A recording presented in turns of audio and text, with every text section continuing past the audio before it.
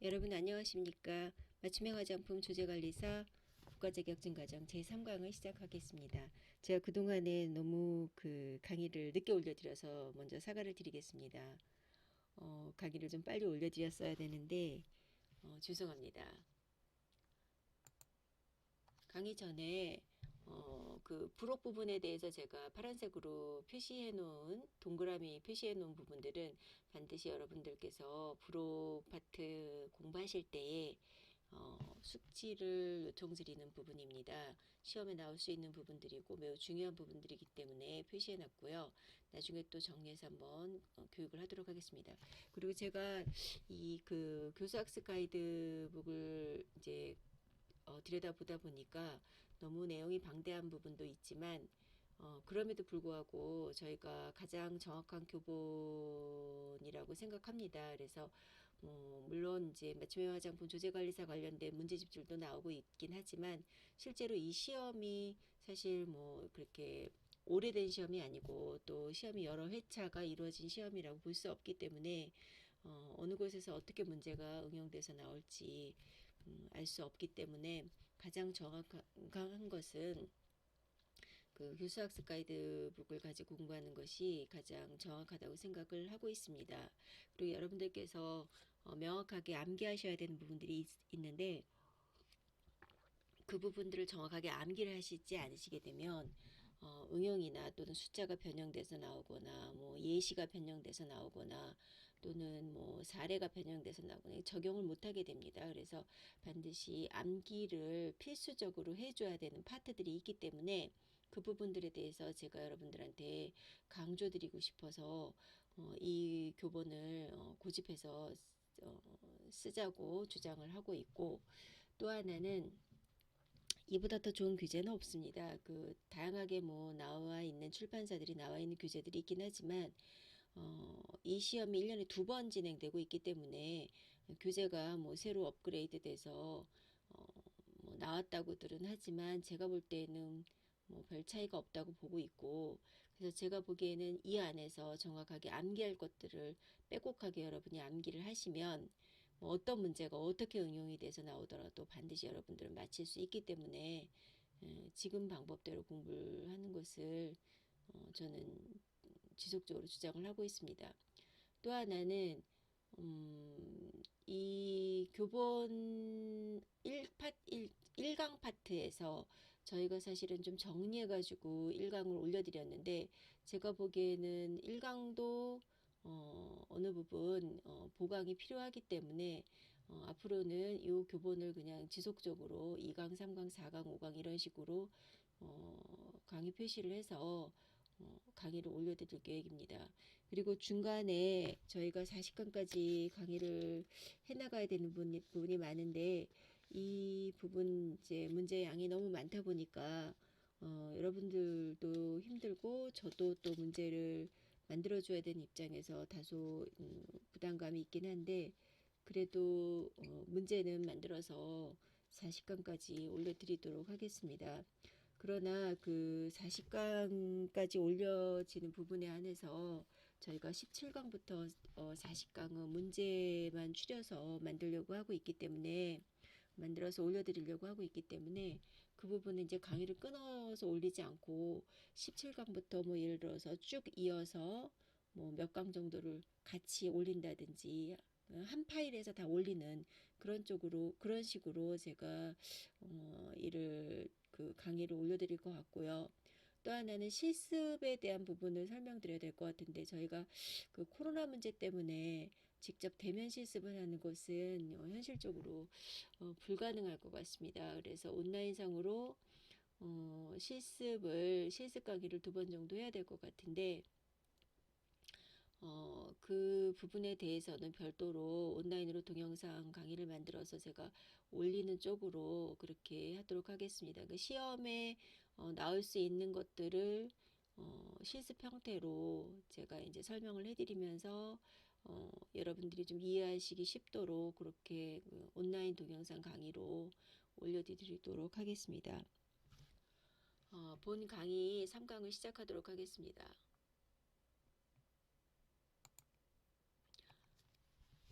제3강은 화장품 제조 및 품질 관리. 화장품 원료의 종류. 그래서 그 화장품 원료의 종류 부분에 대해서 개요를 보시면은 화장품은 통상 20종 이상의 화장품 원료들이 적절하게 배합이 되어 가지고 만들어진다 이렇게 표현이 되어 있는데, 이거는 이제 뭐 예시의 한 부분이라고 보시면 맞습니다. 뭐 반드시 뭐 20종 이상이어야 된다 이런 규정이 아니기 때문에 통상적으로 이렇게 사용하고 있다라는 정도지, 뭐 16종, 14종, 15종 뭐 이거는 뭐 화장품이 아니다 이거는 아닙니다. 그래서 이제 보통은 이제 20종 이상의 이런 원료들이 배합이 돼서 화장품이 만들어졌다 이런 정도로 설명을 하고 있는데, 실제로 뭐 천연물로만 만들어진 화장품 같은 경우 더 많은 종류도 있고 또 더 적은 종류도 있기 때문에 이 부분은 그냥 참고로 이해하시면 되겠습니다. 화장품의 안전성, 안정성, 안전성, 유효성, 사용성, 신미성 요 5가지는 기억을 하시고 반드시 외워주시기 바라겠습니다. 그래서 그 결과는 화장품에 사용되는 원료들의 선별 및 배합 정도를 통해서 나타난다 그렇게 얘기하고 있고, 그렇기 때문에 화장품에 사용되는 원료의 종류 및 기능을 구별하는 것은 매우 기초적이다. 그리고 화장품 제조의 중요한 요소라 할 수 있다. 본장에서는 화장품 원료의 종류와 기능에 대해서 이야기하겠다 이렇게 개요를 설명하고 있습니다. 그래서 이제 제가 말씀드렸듯이 시험에 나올 수 있는 거 안정성, 안전성, 유효성, 사용성, 신미성. 예, 요게 이제 화장품 제조할 때에 화장품이란이라는 파트에서 이제 종류를 넣는다고 하면 요 5가지 반드시 기억하셔서 이거 이외에 그 번호 고르기가 나오는 것은 이제 오답이라는 것을 참고하시기 바라겠습니다. 다음은 화장품의 주요 그 성분 및 기능이 있습니다. 그래서 화장품의 주요 성분 및 기능에는 이제 부영제, 그 다음에 이제 그 향기를 유도하는 뭐 착향제 등 이런 부분에 대해서 이제 동그라미를 제가 쳐놨는데 이 부분들은 암기하시고, 그 다음에 그 착향제에 대해서 그 유효 성분들에 대한 설명이 있는 부분 동그라미 친 부분들을 반드시 시험에 나오니까 암기해 주시는데, 특히 이제 미백 주름 개선 및 자외선 차단 성분 등의 대표적이다라고 했습니다.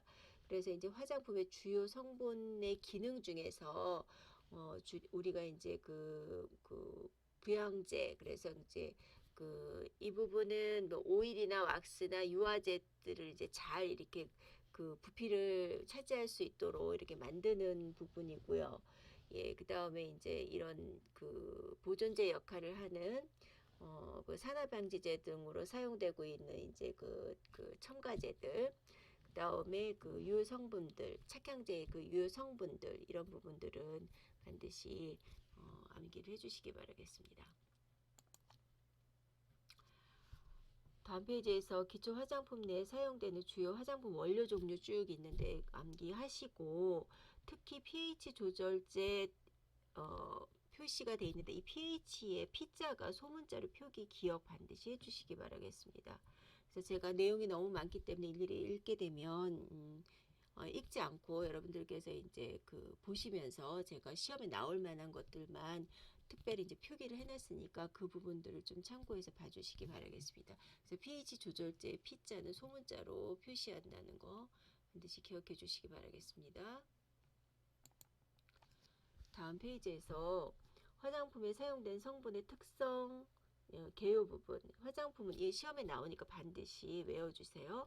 화장품은 인체를 청결하게 미화하며 매력을 더하고 용모를 밝게 변화시키거나 피부 모발의 건강을 유지 또는 증진하기 위해서, 그래서 이런 부분 뭐 피부 모발의 건강을 유지 증진하기 위해서 인체에 바르고 뿌리는 등의 이와 유사한 방법으로 사용되는 물품으로 인체에 대한 적용이 경미한 것. 그래서 이 경미라는 단어도 반드시 아시고, 그 다음에 이제 가로 넣기로 나오면 답을 쓸 수 있도록 그렇게 외워주시기 바라겠습니다.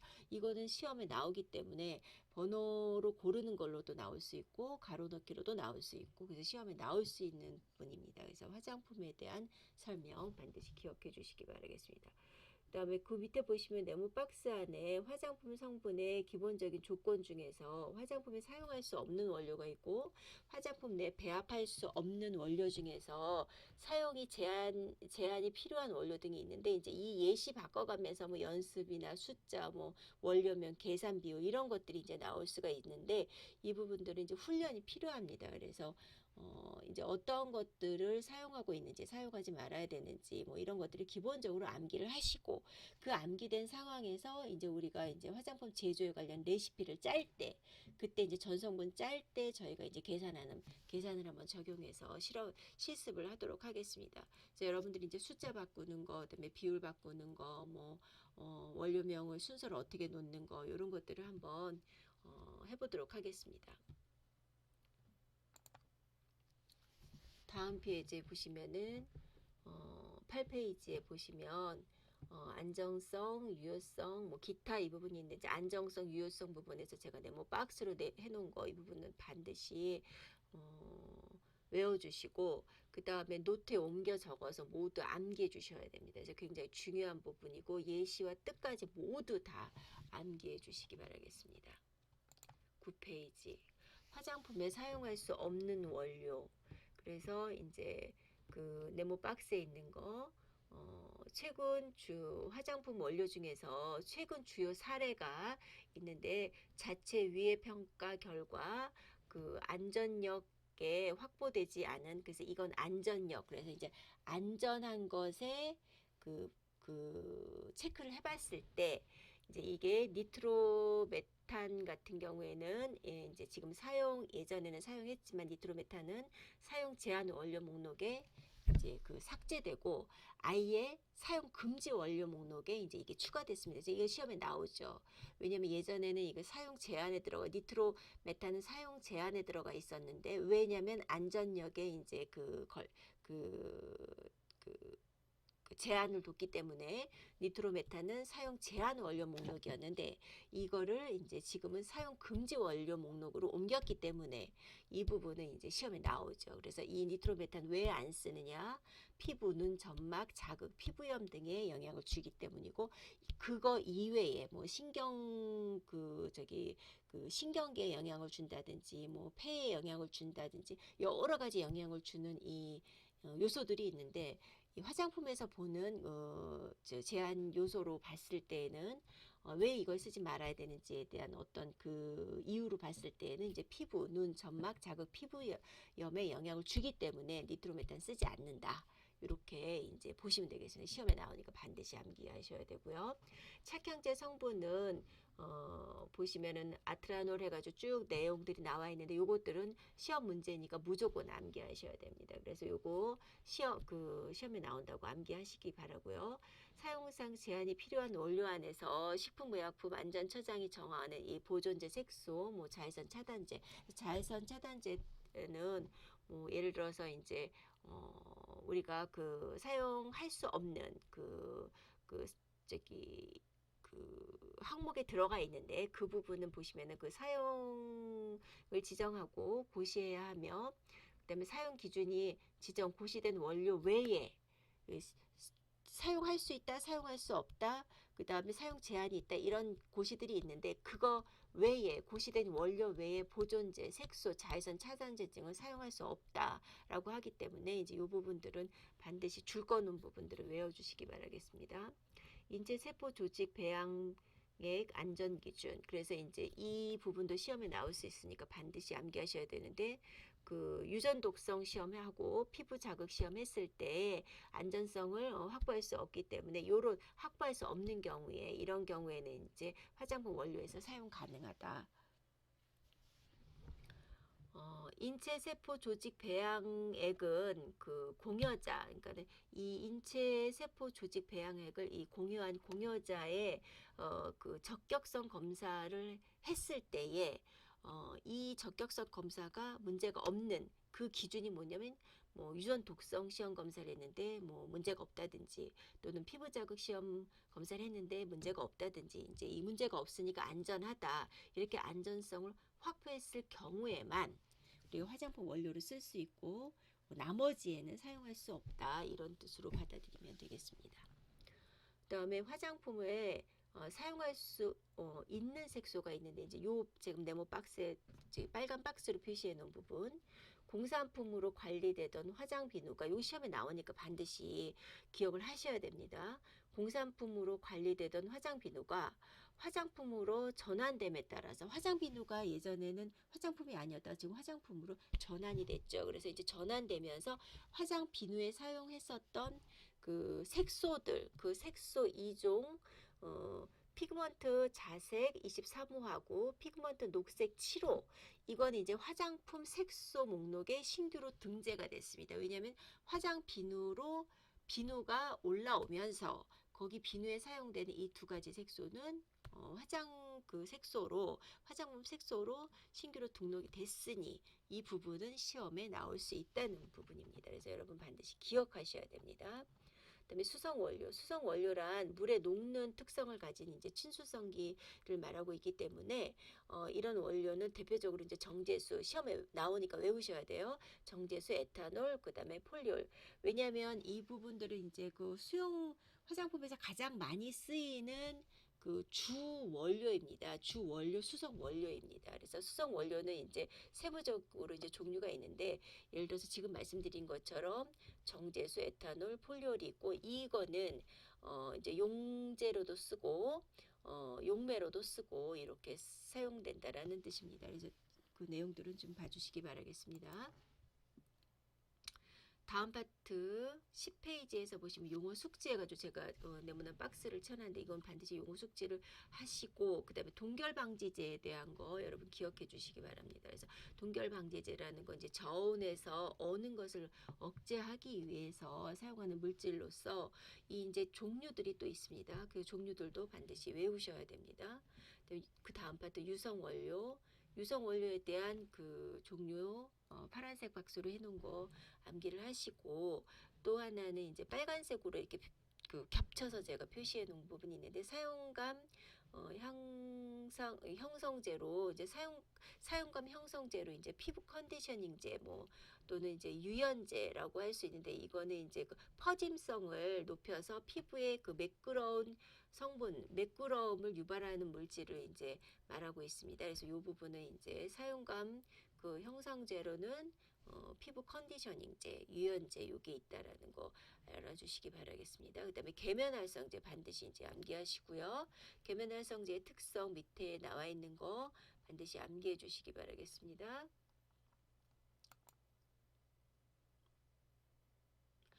11페이지로 넘어가서 11페이지에 보시면은 그 네모 저기 빨간색 박스 표시해 놓은 거 다 암기하시되 맨 밑에 보시면 화장품 대표적으로 사용되는 비타민 종류의 특성 해가지고 비타민에 대해서 이제 박스로 표시해 놓은 거 시험에 나오니까 반드시 암기하셔야 됩니다. 그래서 비타민 A는 레티놀이고 비타민 C는 아스코르빅 애시드, 그다음에 비타민 E는 토코페롤인데 이 토코페롤은 뭐 산화방지용으로도 쓰고 그다음 동물성 그 이제 오일에다가 이제 토코페롤을 집어넣는데 이런 부분에 대해서 이제 뒤에도 설명이 나오고 있습니다. 그래서 이제 비타민에 대한 종류 중에서 비타민은 토코페롤이다. 뭐 이런 부분들을 반드시 아셔야 되고요.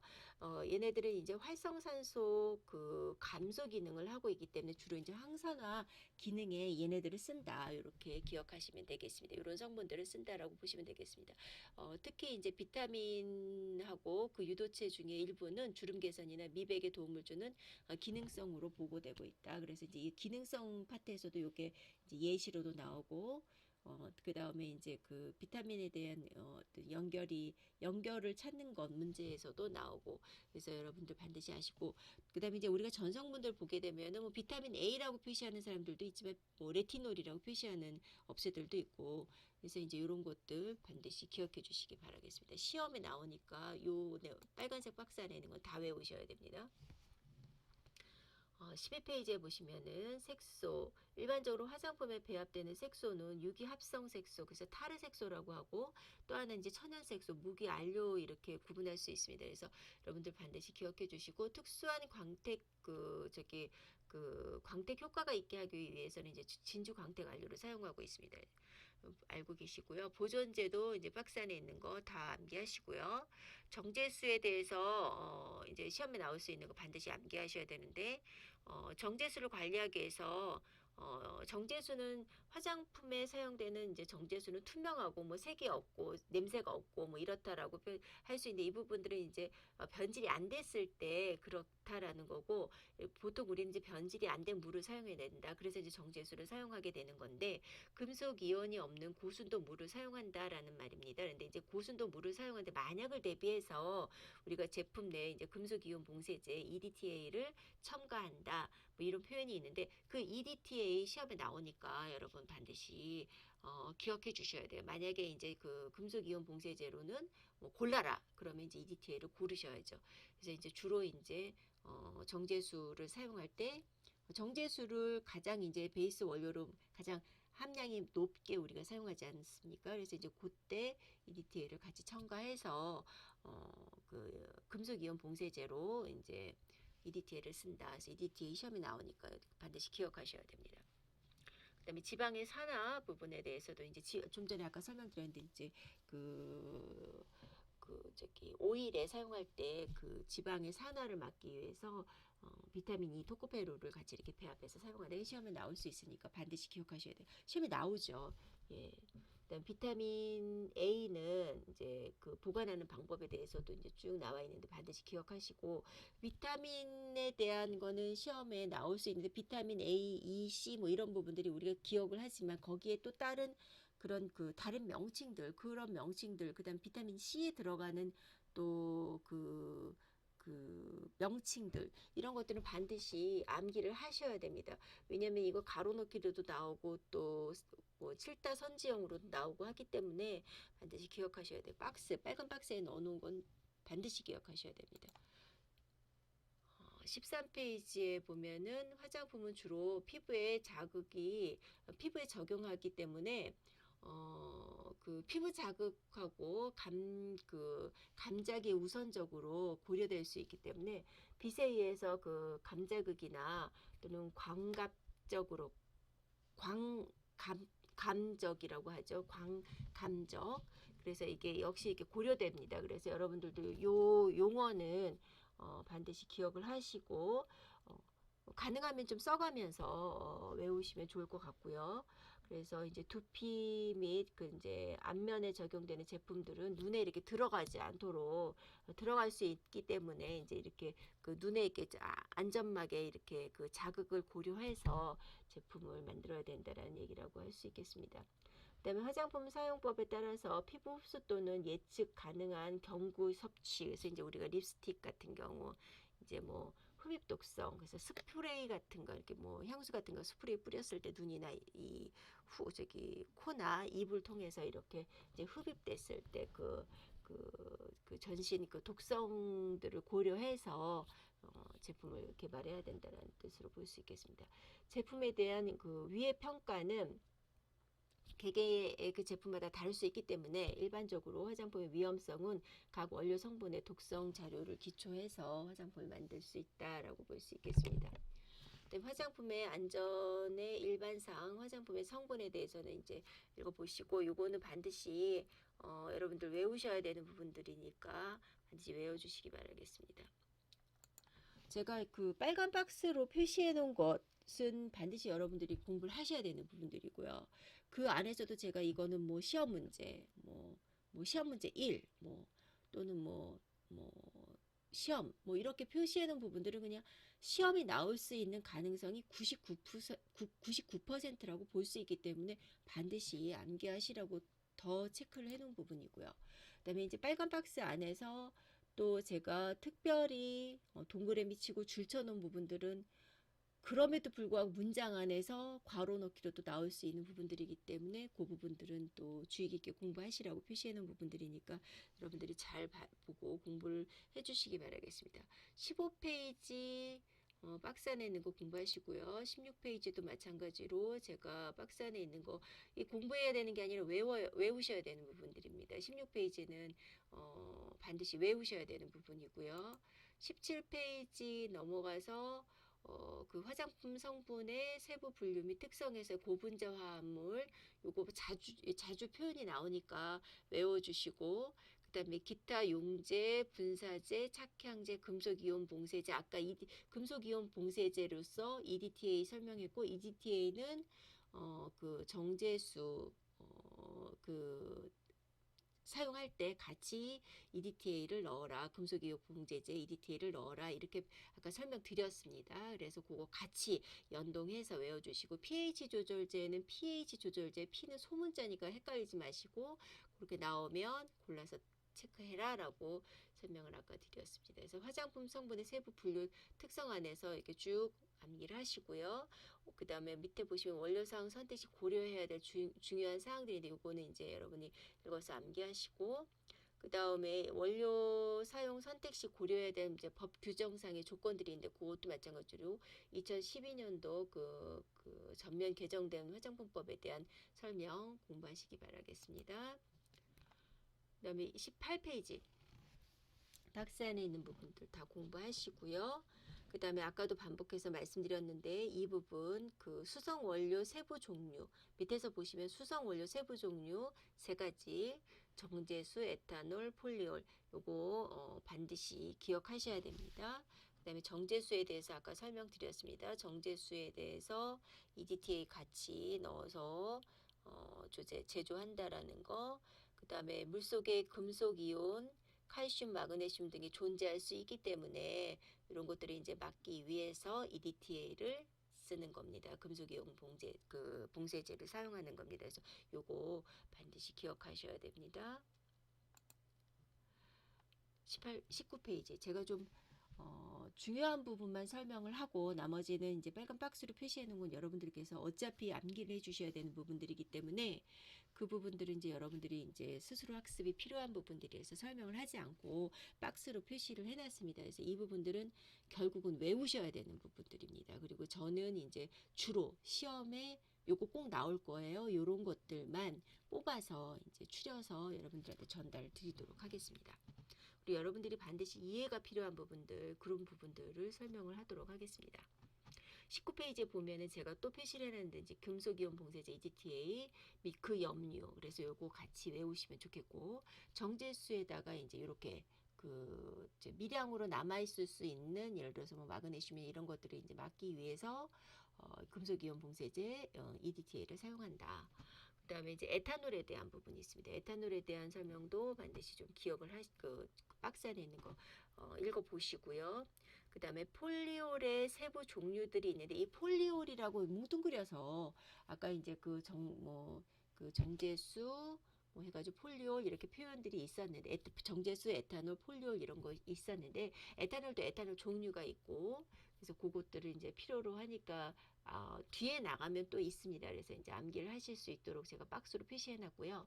그다음에 폴리올의 세부 종류도 여러분이 이제 글리세린 뭐 해가지고 뭐 프로필렌 글라이콜 해가지고 쭉 있는데 부티렌 글라이콜 등등 여러 가지가 있는데 주로 시험에 나올 수 있는 것만 박스 안에 넣어놨으니까 요거는 이제 여러분이 반드시 이제 폴리올의 세부 종류는 뭔지 외우셔야 됩니다. 다음에 유성 원료의 세부 종류도 이제 식물성 오일, 동물성 오일, 광물성 오일 이렇게 있는데 그러면 실리콘 오일, 뭐 왁스류, 고급 지방산, 뭐 고급 알코올 이제 있는데 뭐 고급 알코올은 어떤 종류인지 이런 것들을 반드시 기억을 하시고요.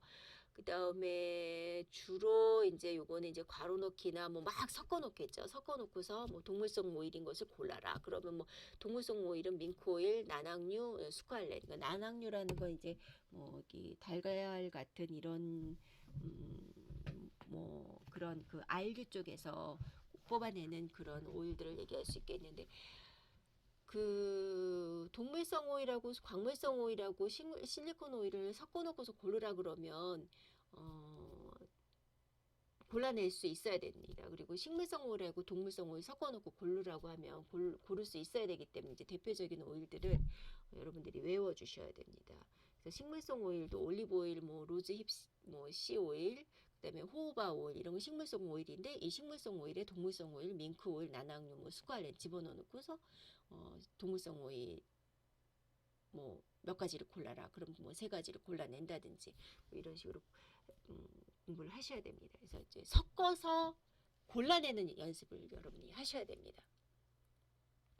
그다음에 식물성 오일 개념 및 사용 목적에서 쭉 이제 있는데 그 부분은 이제 공부를 하시고요. 20페이지.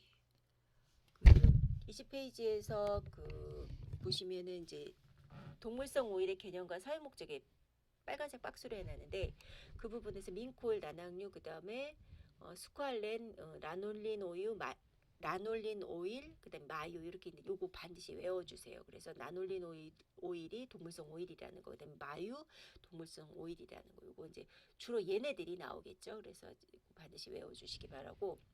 그다음에 광물성 오일 중에서는 미네랄 오일, 뭐 파라핀, 그다음에 페트롤라튬 이런 게 있는데 특히 미네랄 오일이 이제 광물성 오일이라는 거예요. 미네랄 오일은 우리가 그 뭐 존슨즈 베이비 오일 같은 거 미네랄 오일입니다. 그래서 미네랄 오일 나쁘다고 또 어떤 분들은 뭐 네이버에 뭐 장황하게 써놓으신 분들도 계시고 그런데 제가 개인적으로 좀 제 의견을 말씀드린다면은 미네랄 오일이 그렇게 꼭 나쁜 오일이 아닙니다. 그리고 우리가 알고 있는 그 저기 어 바셀린도 미네랄 오일 성분입니다. 그래서 미네랄 오일에서 그 미네랄 오일이기 때문에 좀 병원에서도 뭐 의료적으로도 쓰이는 거 아닙니까? 바셀린이. 그래서 우리 화장품에서도 바셀린을 또 쓰고 그 미네랄 오일이 뭐 무조건 뭐 나쁘다고 이렇게 표현해 놓는 건 제가 볼 땐 개인적으로는 좀 조금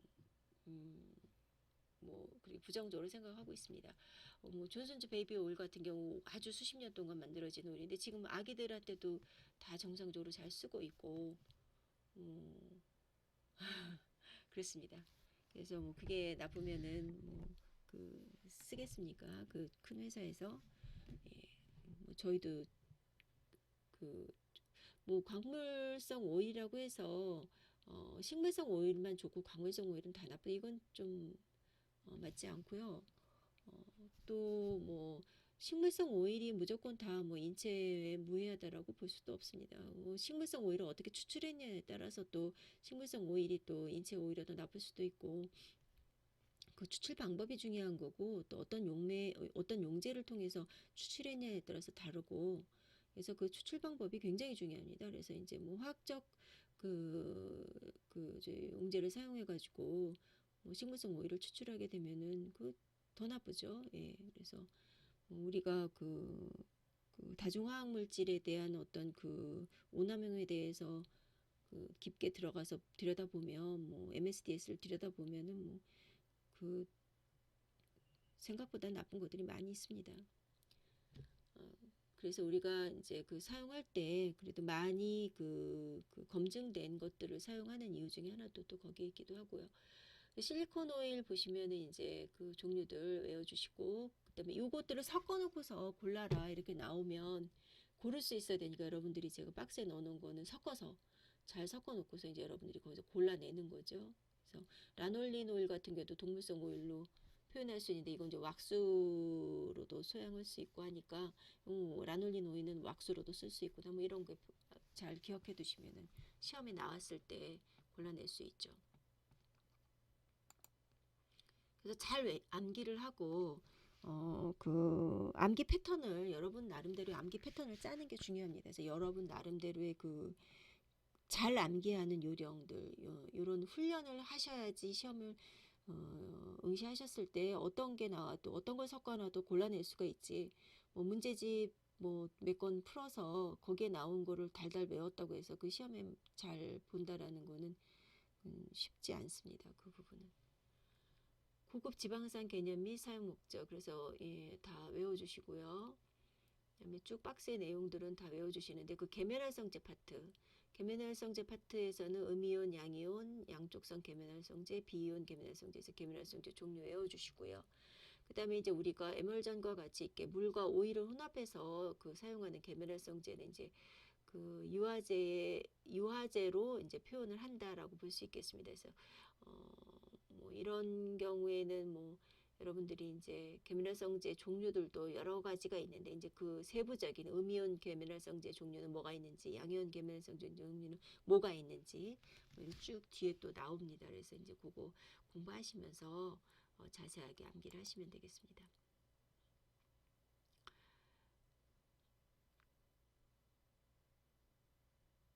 (22페이지에) 보시면은 이제 박스 안에 있는 거 분산된 부분이 오일 또는 물인가에 따라서 이제 예를 들어서 분산을 오일에 했느냐 물에 했느냐에 따라서 뭐 OW형, 그 WO형 이렇게 뭐 나눌 수 있고 WOW형 뭐 이렇게 OWO형 이렇게 나눌 수 있다라는 설명인데, 여러분들이 이제 뭐 잘 안 외워질 겁니다. 이게 그 전문 뭐 전공자들도 아니고, 물론 이제 전공 하는 학생들도 뭐 강의를 한 30명 정도 듣고 있으니까 이해를 많이 학생들은 하겠지만, 일반적으로 지금 듣고 계시는 한 30분 정도의 일반인들 대상들은 아마 잘 이해가 안 되시는 부분들이 많을 겁니다. 그래서 이거는 그냥 방법이 없습니다. 그 종이에다 써가면서 그냥 머리에 외우셔야 되고요. W는 물입니다. 그리고 O는 그 오일이기 때문에, 그래서 뭐 그 OW형, 그 WO형 뭐 이렇게 외워주시면 되는데, 그 OW형은 그 저기 오일에다가 그 오일인 워터 해가지고 이제 그 요런 형태를 말하는 거고, 그 순서가 이제 물에다 넣느냐 오일에 넣느냐 뭐 이런, 물이 먼저냐 오일이 먼저냐 뭐 이런 걸로 보시면 되겠습니다. 그래서 수성에 유성 오일이 분산된 형태가 OW형입니다. 그러니까 물에다가 오일을 분산시켰기 때문에 OW형인 거죠. 그러니까는 물 안에다가 오일을 넣은 거고, 그 다음에 이제 유성 오일 같은 경우에는 예를 들어서 수상 물에다가 이제 그 오일을 집어넣은, 예, 그런 형태라고 볼 수 있겠습니다. 그래서 WO 에멀전을 다시 물에 그 유화시키면, 그러니까 WO 에멀전을 다시 또 물에 유화를 시키니까 WO W 이렇게 되는 거죠. 이렇게 복잡한 문제는 제 생각에는 여러분들한테 한 문제 정도는 나올 수도 있겠습니다. 이거 원래 이제 좀 그 전문적인 거라서 이런 거를 낼 수도 있겠죠. 왜냐면 맞춤형 화장품 그 조제 관리사니까. 왜냐면 이제 어쨌든 기존에 있는 걸 가지고 배합시키는 건데, 그래도 기본 상식으로 알아야 된다라고 판단해서 낼 수도 있습니다. 안 나오길 바라겠지만, 그래서 여러분들은 이제 이해를 하실 필요가 있고요. 그다음에 유화제의 종류는 이제 외우셔야 됩니다. 이런 게 나오죠. 이거는 뭐 이런 거는 반드시 나오는 거니까 여러분들 요런 거 섞어 놓는 거, 가용화제 종류, 유화제 종류, 가용화제 종류 뭐 이런 거 정확하게 외우셔야 됩니다. 그래서 요거를 섞어 놓고 뭐 유화제를 골라라. 유화제가 아닌 것은 뭐 가용화제가 아닌 것은 가용화제인 것은 뭐 이런 식으로 시험을 내겠죠. 특히 여러분들한테 중요한 게, 이제 여러분들은 그 제품과 제품 간을 섞어서 화장품을 만들어주는 직업이기 때문에, 예를 들어서 만약에 뭐 마스카라류하고 뭐 그 스킨류하고 섞어서 화장품 만들어준다 이런 건 아닙니다. 예, 그게 맞춤형 화장품 조제관리사 일이 아닙니다. 그래서 또 그렇게 하면 그건 또 그 조제 방법이 아닙니다. 그래서 그렇게 못하게끔 돼 있기 때문에 스킨류는 스킨류, 저기 스킨케어류는 기초는 기초끼리, 예를 들어서 뭐 색조는 색조끼리 이렇게 섞을 수 있다는 거지, 전혀 다른 것끼리 뭐 섞어라 이런 건 아닙니다. 또 섞어보는 실험을 저희가 이제 하는데요. 전혀 다른 것끼리 섞어보는 실험을 하는데, 섞어보면 뭐 쓸 수 없는 것들이 나옵니다. 그래서 왜 그렇게 섞지 못하게 하는지도 알게 됩니다.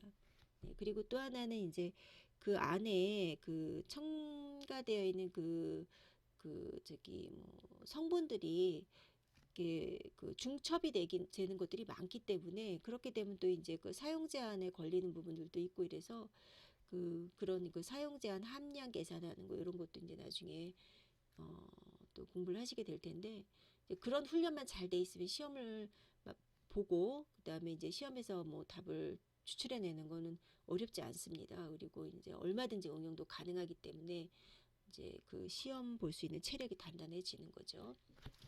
그래서 빨간 박스 안에 있는 건 반드시 외워주시기 바라겠습니다. 23페이지 분산제 종류 뭐 기타 밑에 쭉 나와 있는 거 다 외워주시고, 비운계 계면활성제는 제가 파란색으로도 표시해놨는데 그것도 반드시 그 기억을 해주시기 바라겠습니다. 종류별로 암기 필수 이렇게 제가 표시해놨는데 이게 정말로 종류별로 암기 반드시 해주셔야 됩니다. 24페이지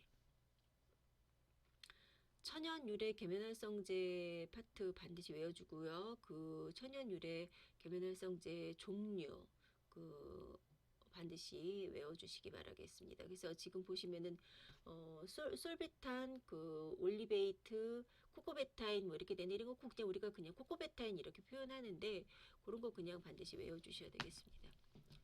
그래서 고분자 화합물의 세부 종류, 그래서 고분자 화합물에 대해서 아까 말씀드렸는데 그거 반드시 외워주시고요.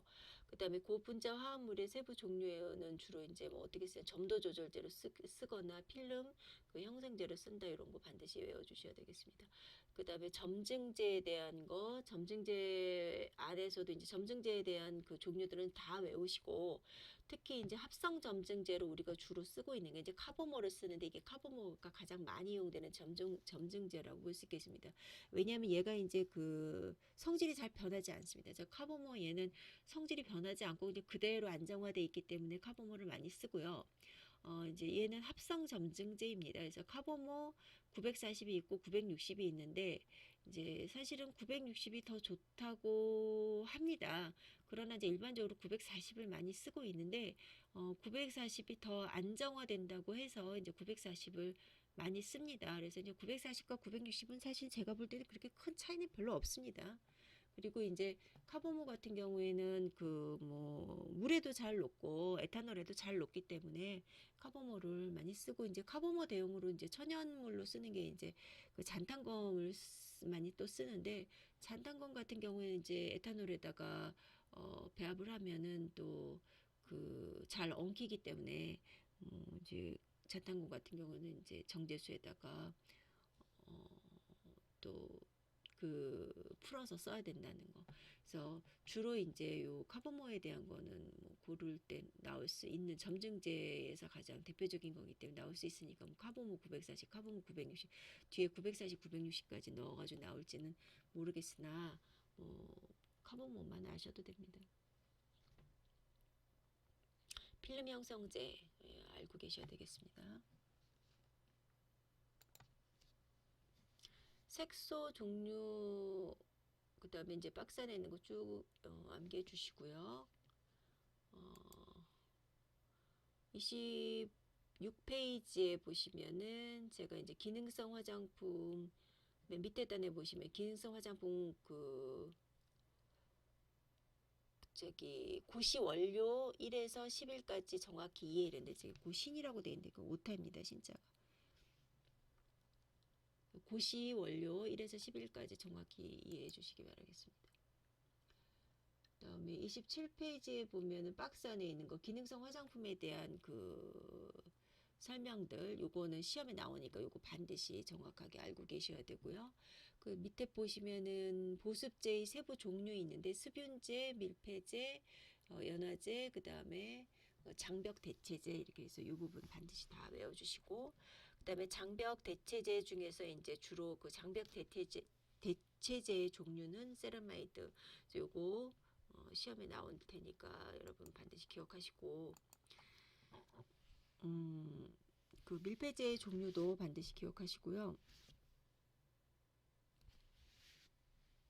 연화제, 그 다음에 그 종류들을 섞어 놓고 고를 겁니다. 그래서 이제 종류들을 섞어 놓고 고르는, 여러분들이 외울 때 섞어 놓고 골라내는 형태로 외워주시면 더 좋을 것 같습니다. 그렇게 하셔서 많이 섞어서 지금 이 종류들을 다 섞어서 밀폐제들만 뽑아내고 그 다음에 연화제만 뽑아내고 뭐 이런 식으로 공부를 하시면 어떤 문제가 나와도 어떻게 섞어놔도 다 맞출 수 있습니다.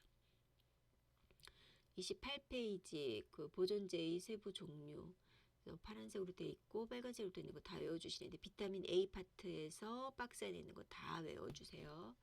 모두 다 외우셔야 됩니다. 비타민 파트에 있는 거 다 외우셔야 됩니다.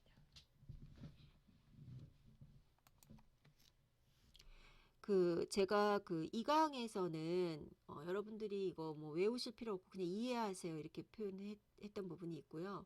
3강에서는 제가 지금 다 외우라고 계속 강조를 하는데 여기는 정말 다 외우셔야 됩니다. 제가 박스 안에 있는 거는 무조건 다 외우셔야 됩니다. 그래서 박스 안에서 줄 안 쳐놓은 것들이 있는데 이거는 안 쳐놓은 게 안중에서 안 쳐놓은 게 아니라 그 박스 자체에 있는 건 다 외워야 되기 때문에 안 쳐놨고 그럼에도 불구하고 쳐놓은 거는 그럼에도 불구하고 그거는 정말 꼭 외우셔야 되기 때문에 정말 99.9% 외워야 되기 때문에 쳐놓은 거니까 그 부분들은 뭐 시험 들어가실 때까지 보셔야 되는 부분입니다.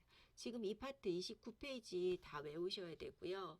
거기에 보면 트리에탄올 아미서 TA 뭐 이런 것들 pH 조절제 안에 있는 거 이거 다 외우셔야 됩니다. 정말 다 외우셔야 됩니다.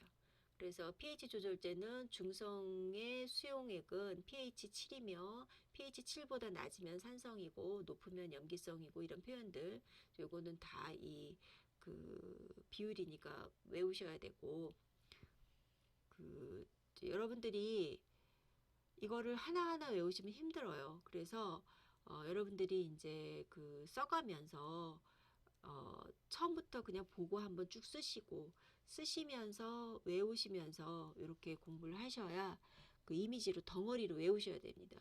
그리고 뭐 정 안 외워주시면 pH 조절제는 뭐 앞대가리만 옛날에 우리가 공부할 때 뭐 콩나물 대가리 이렇게 동그라미 치듯이 이렇게 앞 말머리만 따서 이렇게 외우는 그런 방법으로라도 이거는 반드시 외워서 머릿속에 저장을 해 두셔야 되겠습니다. 그래야 번호로 찾는 거 나올 때 다 찾아낼 수 있습니다. 죄송합니다. 너무 많이 외우라고 해서 죄송한데 이 파트는 지금 3강은 어쩔 수가 없습니다. 그리고 이제 다음 파트는 화장품의 효과에서 제가 이제 키워드 이렇게 빨간 박스에 놓은 거 외워야 되는 게 아니라 이제 이런 게 나온다 해서 참고하시기 바랍니다. 지금부터는 제가 박스 안에 있는 것들 여러분들이 다 차근차근 이해하시고 외워야 될 부분들은 외워주시고 이해가 됐으면 안 외우셔도 됩니다. 이 파트들은. 근데 이해가 안 됐으면 외우셔야 됩니다. 그래서 마사지 크림은 뭐 피부를 부드럽게 한다. 에센셜 오일은 뭐 보습이나 영양을 주기 위해서 한 거다. 뭐 수분을 공급한다. 이런 거 아주 상식적으로 알고 있는 거잖아요. 그래서 우리가 상식적으로 알고 있는 거를 적용을 해서 외워두시면 되겠습니다. 쭉 넘어가서 35, 36 계속 쭉 넘어가겠습니다. 37, 38까지 여러분들이 이해하면서 외워주셔야 되는 파트입니다. 이해를 충분히 하시면서 외워주시고 어디까지 넘어가냐면 41까지 그렇게 쭉 충분히 이해하시면서 외워주셔야 됩니다. 42페이지 42페이지는 시험에 나오니까 여기 꼭 외우셔야 되는데 맞춤형 화장품 이거 여러분들한테 해당되는 거기 때문에 반드시 외우셔야 됩니다. 맞춤형 화장품은 맞춤형 화장품 판매업소에서 맞춤형 화장품 제조 관리자 자격증을 가진 자 네, 여러분들 예비 합격자시니까 여러분들이 합격하시게 되면 합격하신 여러분들을 채용하셔야 된다는 거죠. 그래서 고객 개인별 피부 특성 및 색, 향 등 취향에 따라서 제조 또는 수입된 화장품의 내용물에 대한 다른 화장품의 내용물이나 색소, 착향제 등 식품의약품 안전처장이 이거 지금 대통령이 정하는 게 아니라 식품의약품안전처장 네, 요거 식품의약품안전처장이 정하는 원료를 추가하여 혼합한 화장품과 제조 또는 수입된 화장품 내용물을 소분 괄호놓기로 나오니까 외워두세요. 시험에 나옵니다. 소분한 화장품을 말한다. 그래서 요거는 맞춤형 화장품이 뭐냐 예, 그런 부분이니까 반드시 외우셔야 됩니다. 맞춤형 화장품 판매업 영업소의 범위 요것도 반드시 알고 계셔야겠습니다. 다음 43페이지 예, 요거 반드시 내용물하고 내용물하고 합쳐서 맞춤형 화장품, 내용물하고 원료를 합쳐서 맞춤형 화장품, 내용물을 나눠서 맞춤형 화장품. 예, 요거 반드시 알아두시고요. 44페이지에서 보시면 개요에서 그 안정성이 무엇보다 중요하다. 화장품의 품질은 안전성, 사용성, 유효성이 있는데 그 중에서도 안전성이 가장 중요하다. 괄호 넣기 나오고 시험에 나오니까 반드시 외우세요. 45페이지. 그 다음에 우수 화장품 제조 및 품질 관리 기준에서 CGMP의 4대 기준서. 이것도 반드시 여러분 CGMP 기억하시기 바라겠습니다. 46페이지 보시면 빨간 박스에 있는 거 반드시 이제 원료명, 원료 제품명, 제조자명 및 공급자명, 그러면 원료 제조업체명 및 원료 공급자. 요거를 써가면서 한 번씩 외워주세요. 왜냐면 요거 골라넣기 넣거나 아니면 뭐 칸을 채우는 걸로 나올 수 있으니까 이 여러분들이 업무상 취급해야 되는 부분입니다. 그래서 아마 시험에 나올 겁니다. 왜냐면 여러분들이 맞춤형 화장품 조제관리사가 되면 조제를 하고 나서 뒤에다가 이제 그 품질 그 뭐 이렇게 표시를 해줘야 되는데 그랬을 때 여러분들이 내가 쓰는 원료에 대해서 원료 품질 성적서도 봐야 되기 때문에 요거 반드시 제대로 보는 법을 숙지하기 위해서 시험에 나올 수 있고 여러분들이 업무에서도 다 필요한 부분이기 때문에 반드시 아셔야 됩니다. 그래서 46페이지, 47페이지, 48페이지 다 여러분들 공부하셔야 됩니다. 이게 보시면 제조위생관리기준서, 그 다음에 다시 넘어가 볼게요. 그 48페이지에 보면 품질관리기준서, 그 다음에 제조관리기준서 다 다릅니다. 다 다르지만 그 안에 들어가는 내용들은 반드시 알고 계셔야 됩니다. 47페이지에 보시면 제품 표준서, 여기에 뭐가 들어있는지 쭉 보셔야 됩니다. 자, 이런 거 보셔야 되고 49페이지까지 받고 50페이지 반드시 확인해 주시고 51페이지 이건 이제 예시인데요. 원료 품질 성적서 예시. 그래서 예시에서 이제 뭐 여러분들이 뭐 써 넣어 봐라. 뭐 이런 식으로도 또 하나 나올 수도 있겠죠. 뭐 점수 높은 비중 높은 걸로. 그래서 뭐 제품 코드, 제품명, 뭐뭐뭐 추출물. 그래서 뭐 그 여러분들이 이제 괄호 넣기 안에 한번 넣어 봐라. 뭐 이렇게 할 수도 있죠. 예. 그 다음에 이제 함량을 주고서 그 함량에서 이제 나머지 여러분이 채워 놓도록 하게 한다든지 뭐 그럴 수도 있죠. 그래서 아셔야 되고요. 지금 보시면 이제 내용물 품질 성적서 예시 그래서 이런 것들도 한번 보시고 참 맞춤형 화장품 조제관리사 시험이 이렇게 어렵게 나오나 하고 지레 뭐 짐작으로 여러분들 포기하실 수도 있는데 이거 그 겁먹으실 필요 없습니다. 그냥 들여다 보면 보이게 돼 있습니다. 왜냐면 어차피 필요해서 외우는 거고 어차피 필요해서 공부하는 거기 때문에 그냥 가만히 들여다 보시면 보입니다. 그리고 그냥 그림으로 이미지로라도 그냥 머릿속에 저장이 되게 계속 보셔야 됩니다. 그리고 보시다 보면 이제 이해가 갑니다. 이해가 안 가는 것들도 있죠. 이해가 안 가는 거는 뭐 해도 이해가 안 가는 건 어쩔 수 없습니다. 그냥 넘어가야 됩니다. 그렇게 넘어가도 저기 기준 점수만 맞으면 합격할 수 있기 때문에 그렇게 공부를 하셔야지 지금부터 너무 어려워서 이제 포기하고 싶은 마음이 아주 굴뚝 같을 날이 많이 수시로 있을 겁니다. 근데 그렇게 포기하지 마시고 하시면 됩니다. 잘 안 헤어지는 거, 뭐 정이 안 헤어지는 건 포기하고 그렇게 공부하시면 됩니다. 자, 54쪽도 마찬가지로 이제 이거는 제조 시설 및 기기 예시인데 뭐 이제 보시면은 전기식 지시 저울, 뭐 규격이 이거다, 뭐 그 측량실에서 사용한다. 이거 어디에서 사용하는 거냐? 이 정도만 아시면 됩니다. 원료를 측량할 때, 그러니까 잴 때 그때 사용하는구나. 뭐 규격이 이런 규격은 굳이 외우실 필요 없고 뭐 숙성통은 어떻게 쓰느냐? 제조실에서 쓰는구나. 내용물을 저장할 때 쓰는 거구나. 정제수 제조 장치는 아, 정제수실에서 쓰는구나. 정제수를 생성할 때 쓰는구나. 정제수 쓸 때 우리가 뭐 금속방 봉쇄제로 EDTA 쓴다고 제가 아까 말씀드렸는데 이제 그런 거 이렇게 연동해서 내가 아까 공부했던 거하고 같이 연결해서 다시 외웠던 걸 끄집어내 가면서 그렇게 이제 공부를 하시면 조금씩 조금씩 이제 내게 됩니다. 8번에 6번에 여과기. 그 여과기는 뭐냐? 제조실에서 쓰는 거구나. 내용물을 여과할 때 쓰는 거구나. 그다음에 7번 스텐통. 뭐 우리 잘 아는 거죠. 뭐 음식할 때 스텐통 쓰는데 제조실에서 쓰는 거구나. 이건 첨가제 제조할 때 쓰는 거구나. 이런 식으로 외우시면 됩니다. 외우다 보면 이제 기억이 이제 아는 것도 있고 새롭게 아는 것도 있고 모르는 것도 있고 계속 이해가 안 되는 것도 있고 이런 거 뭐 그런 식으로 공부할 수밖에 없습니다. 10번 핫플레이트 뜨겁게 뭐 이렇게 어, 그 끓일 때 쓰는 거죠. 그래서 이제 실험실에서 쓰는 건데 제조실에서 쓰는구나. 첨가제 용해할 때 뜨겁게 하는 거니까 용해하는 거구나. 첨가제 녹이는 거구나. 뭐 이렇게 자연스럽게 외우시면 외워집니다. 그래서 핫플레이트 이런 거는 이제 또 나오죠. 뭐 이런 전기식 저울, 지시저울, 뭐 이게 측량실에서 쓰는 거, 어디서 쓰는 거구나, 뭐 측량실에서 쓰는 거, 이런 것도 가끔 나올 수 있죠. 그래서 쭉 보시고요. 55쪽.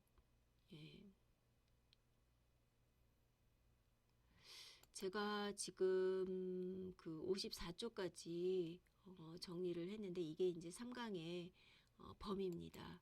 그리고 지금 보시면 55쪽부터가 이제 4강의 범위인데 이 부분은 이제 제가 다음 파트 강의 4강에 정리를 해서 올려드리도록 하겠습니다.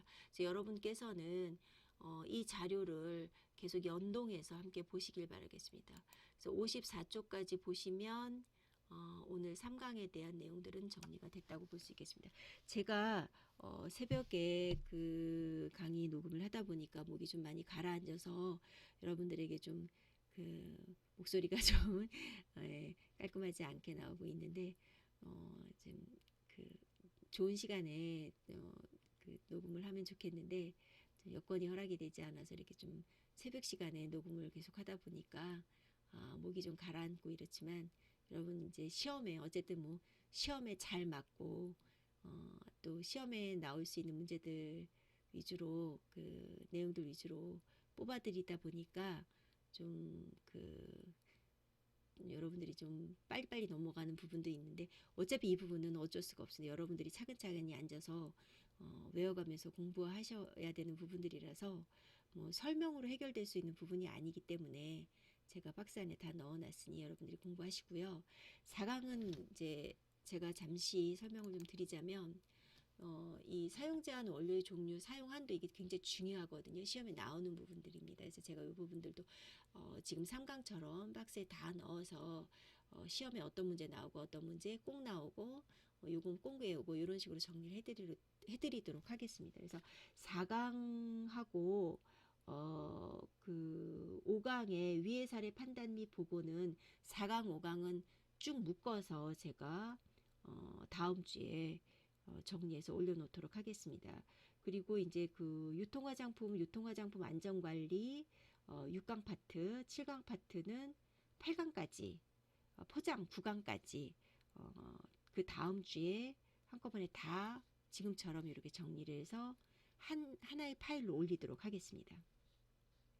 그리고 맞춤형 화장품의 이해 10강부터 16강까지 지금처럼 이렇게 하나의 파일로 죄송합니다. 정리해서 올리도록 하겠습니다.